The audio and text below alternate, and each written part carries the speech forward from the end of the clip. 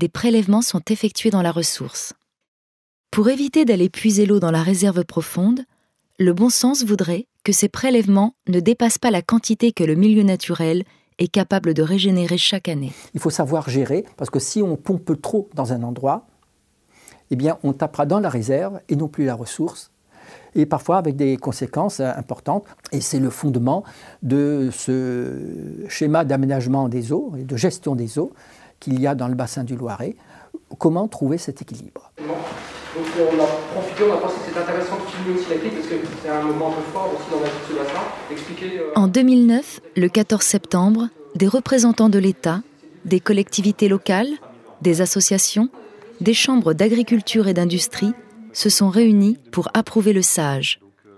C'est le résultat de 10 années de travail et de concertation entre ses usagers. L'objectif, c'était d'arriver aux bonnes décisions. Le SAGE, c'est un schéma d'aménagement des gestions de l'eau. Ce qui veut dire que c'est un travail collectif qui est mis en place sur un territoire bien défini. Le territoire, c'est un bassin versant. C'est donc un territoire qui physiquement a du sens par rapport à la gestion de l'eau.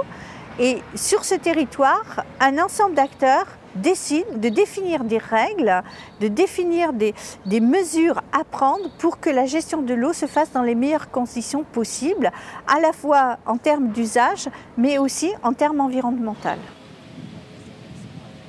Du point de vue de l'usager, l'usage dont il a besoin est toujours le meilleur. Il a besoin de son eau pour son activité. Et du point de vue collectif, il y a des priorités. La clé, la commission locale de l'eau, au travers du SAGE, fait intervenir des phénomènes de régulation, de discussion.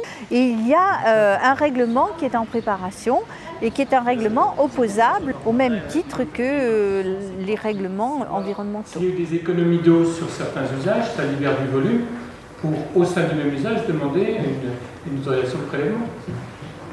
Donc parmi les usages, il y en a un qu'on oublie systématiquement parce qu'il est silencieux, c'est l'usage environnemental.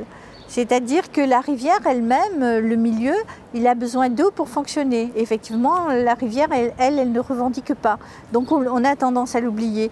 Il faut penser aussi qu'une rivière, c'est pas seulement un lieu au bord duquel on se promène et un paysage, c'est aussi des services environnementaux qui nous sont apportés.